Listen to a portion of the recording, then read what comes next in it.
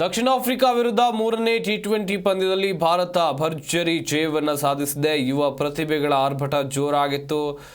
ಹಾಗೆಯೇ ಭಾರತ ತಂಡ ರೋಚಕ ಜಯ ದಾಖಲಿಸಿದ್ದು 4 ಪಂದ್ಯಗಳ ಸರಣಿಯಲ್ಲಿ 2-1 ಮುನ್ನಡೆಯನ್ನು ಸಾಧಿಸಿದೆ.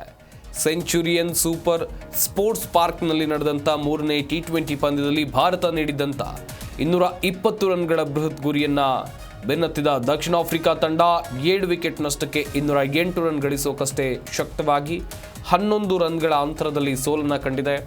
ಆ ಮೂಲಕ 4 ಪಂದ್ಯಗಳ ಸರಣಿಯಲ್ಲಿ ಭಾರತ 2-1 ಮುನ್ನಡೆಯನ್ನು ಸಾಧಿಸಿದೆ.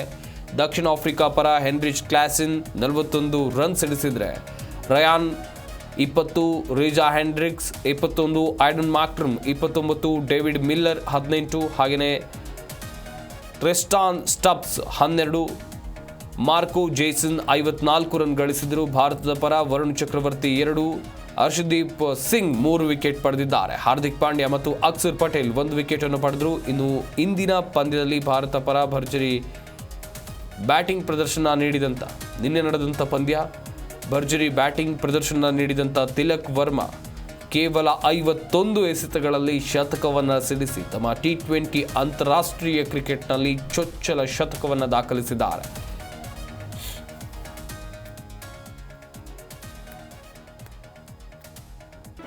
ಜಿ ಕನ್ನಡ ನ್ಯೂಸ್ ಈಗ ನಿಮ್ಮ ಮನೆಯಲ್ಲೇ ನೋಡಿ. ಎಲ್ಲ ಕೇಬಲ್ಗಳಲ್ಲಿ ಈಗ ಲಭ್ಯ.